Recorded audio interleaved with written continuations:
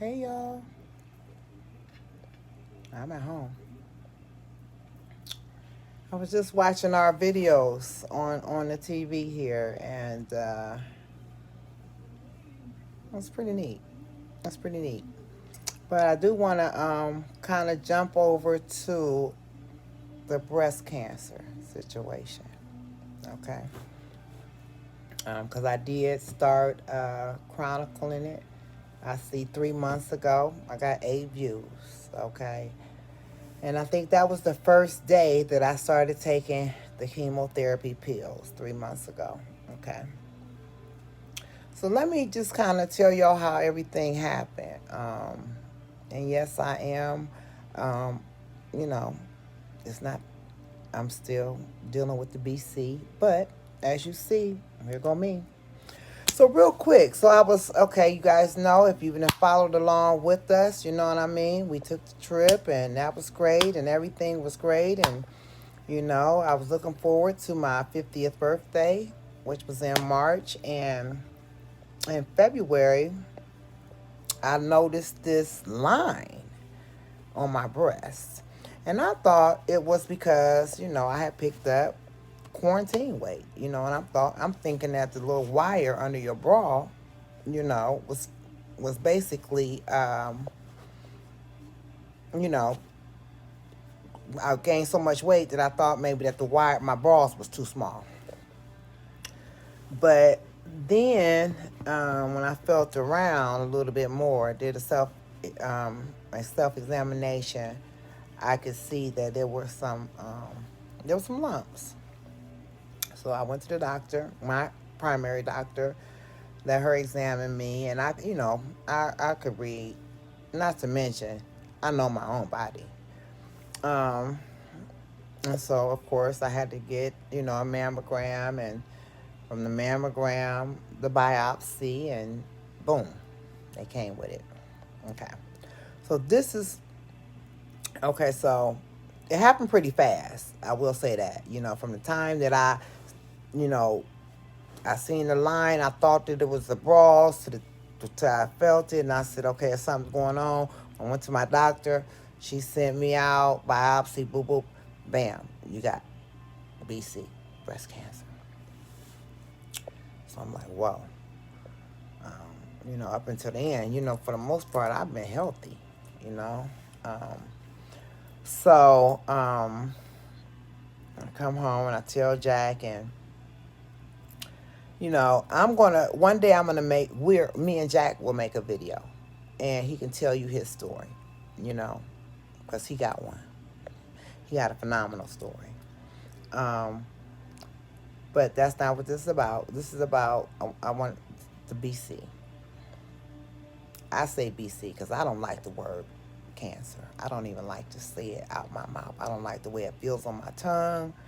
I don't like so BC. Okay,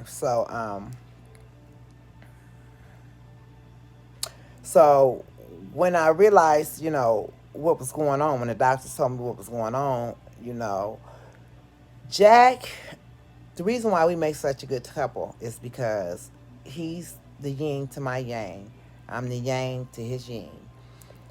He looks at things glass half empty.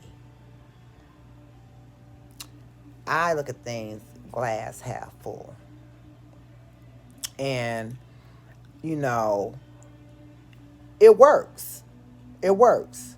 But when you're talking about, what I'm saying, health issues and things of that nature, you know what I'm saying, I didn't want to I didn't want to take him. He was already out of his comfort zone, thinking that his girlfriend, just it came out of nowhere. So I called one of my very dear friends. Like I said, once I got the news, and you know, when you're dealing with health issues and you get in that medical system, you are treated like, unless you get you a good team like I did.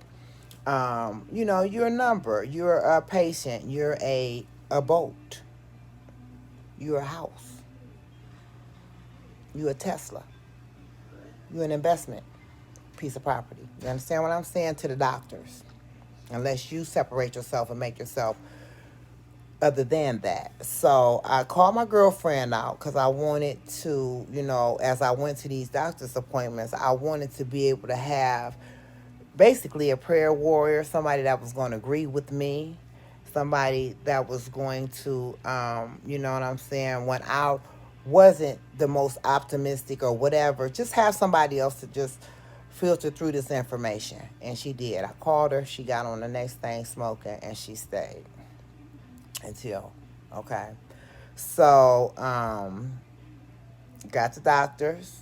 When she came, they started, of course, with the oncologists and the radiologists and the surgeon and this type of thing. So he sent me to this one doctor. He was going to be the doctor that was going to treat my condition. I won't say his name. But what I will say is, hey, babe, I love you too. What I will say is I listened to everything that he said, and I know that he was equipped with some, actual facts because he, test results and da da da da. I understood that, but, um, you know, he was telling me the plan for me. This was like the beginning of March. Again, I'm looking forward to this big 50th birthday party and whatever. Oh, by the way, pause. Let me say this part. My mother or my father, they didn't make it to 50. My mother died at 46 and my dad died at 49. So this whole BC coming out of nowhere right before my 50th birthday was really just, but you know what I'm saying? Again, I called my friend out here and we tackled it together. So going back to the doctor's appointment, so the doctor, put a port in me, do this, MR, study putting that poison in me. So we left there. I told Christian, I didn't even know you could fire a doctor, but you can. You can fire a doctor, okay? And that's exactly what I did for him. Because, number one, this man didn't even know how to pronounce my name, okay? But yet and still, I was supposed to trust his, I'm sure he has a whole roster of patients. I'm sure he does. But I wasn't going to be one of them because I didn't feel like he got to know me, wanted to get to know me, or definitely didn't want to prolong my life. That's for sure. I definitely didn't feel that. So, like I said, we listened, and then when we left the doctor's appointment, I said, I'm not dealing with him. So that put me back to square one, which was back to my primary doctor. So I went to her. I told her, hey, I'm not dealing with that man. No. The way he had me set up, I wouldn't have even made it to my 50th birthday. And if I would have, I damn sure wouldn't have looked as good as I did. And I'm telling y'all, I looked good on my 50th birthday. I should have YouTubed that. But anyways, yeah. So I had to go back to my primary. She had to, find somebody else, and somebody else that because she knows me and I'm very comfortable with her. And so we went another route. We went to another. So that kind of, it was like 2 weeks there to where nothing was going on because I fired this doctor. Basically, I didn't tell him, you're fired, like Donald Trump. But when I left there, I knew that whatever orders that he had, all the stuff that he said he wanted to do to me and have done to me, that I wasn't doing it. And that because my insurance had approved him to be the oncologist or the specialist working in my situation, when I chose not to deal with him, I did not file, it didn't matter if the MRI was, he didn't perform it, but if he ordered it, anything that his name was on, no. So I had to start over from scratch, found a new doctor, and very comfortable with her. So built my team of doctors up. I forgot to say about the surgeon. I met her, and I was comfortable with her. We understood. She was in no rush to get to cutting on me. Okay, which is fine by me. But when it's time, if it comes that time, she will be the person. She's in my team. So I got me a sound group of doctors who understand me and who understand, my ultimate goal in life, um, which is number one, I'm not a lab rat. Okay. Number two, I am a child of God. Okay. It's what he says. It's what he says. Okay. Now I can't not do, when I know something's going on with me, I cannot just ignore, and not do anything. But again, the doctor, I fire him. So got the new doctor. So fast forward, she's the one who, my one of the reasons that it was so very important for me to find the right doctors is because I watched my grandmother, my beloved grandmother, the first person very close to me to die was my grandmother, the one who showed me unconditional love. But I watched her get diagnosed with cancer in November, and she died Christmas Day. So 30 days. And the chemo, I watched her. Now, this was 27 years ago. And I didn't bring it back until my health, things happened with my health. But I watched her from, she got diagnosed in November. They put her on chemo. All she did was go to the chemo and get in the bed. Go to chemo. She stopped living when they diagnosed her. Okay? When they diagnosed her with cancer, she stopped living. And I know that for a fact. And I did not want, and I'm not going to let that happen to me. Okay? I'm just not.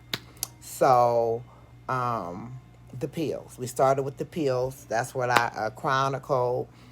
I started taking, because the whole chemo poison in my body, I really just wasn't comfortable with that. So when I started taking them, I only started taking half the prescribed. I think they wanted me to take 11 pills a day. And I started taking I would just take 6 or 7 a day. But eventually I did go up to the full dosage that I was supposed to take because I wasn't seeing any change. And then once I went to the full dosage for a couple of weeks, and not only did I not see any change, I seen, it started getting bigger. So then I went back to my doctor that I'm very comfortable with, and, uh, she did, she's a blood specialist, which it makes me feel good because, that's what C is. Cancer is abnormal blood cells. That's what they are. And so when you look at things in the right perspective, you understand, your plan of action may be different. And so, after do I got sunglasses on my head? Yes. After I went to the full dosage and I still, it still was just getting bigger, I went to her, and then that's when she told me, the type that I have is very aggressive. It was forming very aggressively in my body, so we needed to treat it aggressively. And the pills at the, maybe we need to shrink it and then then maybe go to the pills. But so she scheduled me for the chemotherapy. You know, all of the different isms and schisms, that come along with chemotherapy, the losing of the hair, the losing of the weight, the pale skin, all that. I didn't want all of that. But at the same time, I realized that I had to do something. I couldn't just I pray, I believe, I have faith, but I also had to utilize the resources that God was making available to me. So I had the first chemotherapy treatment, IV. Still didn't let them put a port in me. IV. It was 6 hours. I was down all that day and the next day. And then, I was able to get back up. So basically, and I'm going to kind of cut this short, and I'll try to get back, because the main thing that I want this video to really get across to people is, number one, hey, I'm still here. Number two, you can fire a doctor. Don't let nobody tell you that you can't. If they not talking with you talking, okay? Because God has the final say. You got to have some faith too. But God has the final say, okay? But so, so I had the one treatment. I was down for the 2 days. I was supposed to come back the next week. But they do blood work, because they want to make sure that, what they're giving you is not too much, or it's not, and as God will have it, my body, that I was supposed to have chemotherapy 3 times a month. 1 week, 2 weeks, and then off a week, and then back on 1 week, 2 weeks, off a week. But as my body has it, as a God will have it, once a month. Once a month. For right now. And I can say that it's just that one treatment, that 6-hour treatment that I had, made a significant difference in what was going on in my body. Because prior to me having that treatment, when I went and she said the pills wasn't working, I had to stop taking the pills. So then it was a period where I wasn't taking anything. And by the time I went to have that first chemo treatment, I was sleeping like I'm sitting right now. I had to sleep sitting up like this because it was just so much pressure. But I had that one treatment, and the pressure is relieved. I go back for another treatment the middle of the month, and yeah. So,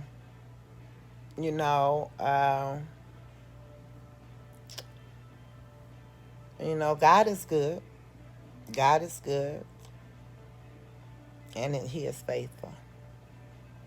Okay. So I'll catch back up with y'all.